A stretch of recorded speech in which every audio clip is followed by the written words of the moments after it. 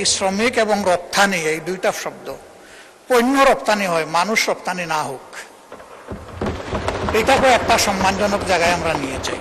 তারা কাঁদে কিন্তু আপজকে চোখের পানি দেখায় না, চোখের পানি লুকিয়ে কাঁদে, ভিডিও কলে কথা বলে, আর্টিফিশিয়াল হাসি দেয়। অনেকের সাথে এরকম কথা হয়েছে। আমি জিজ্ঞেস করি, তোমাদের এই বুবা কান্নার খবর কি তোমাদের আপনজন জানে? কয় আস্তাগফিরুল্লাহ। আমার বিনয়ী অনুরোধ, এই ভাই বোনগুলোকে যেন আমরা টাকার মেশিন হিসাবে না দেখি।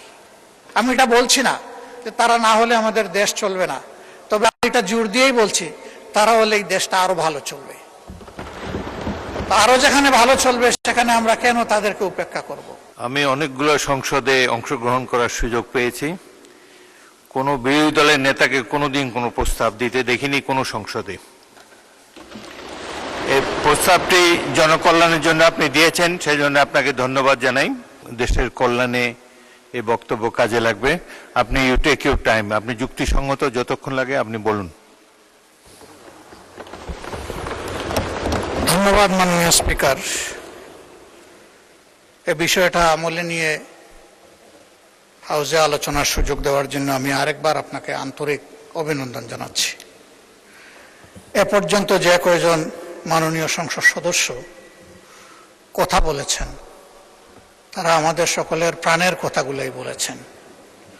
এই জন্য আমি তাদের সকলকে আন্তরিকভাবে ধন্যবাদ জানাচ্ছি।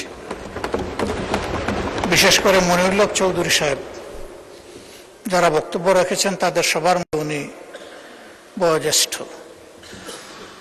কিন্তু উনার কথার মধ্যে গরম এবং নরম প্রচুর রস ছিল। তিনি তার রসের মধ্যে আলোচনাটাকে হারিয়ে ফেলেননি, বরঞ্চ রস দিয়ে ফুটিয়ে তুলেছেন।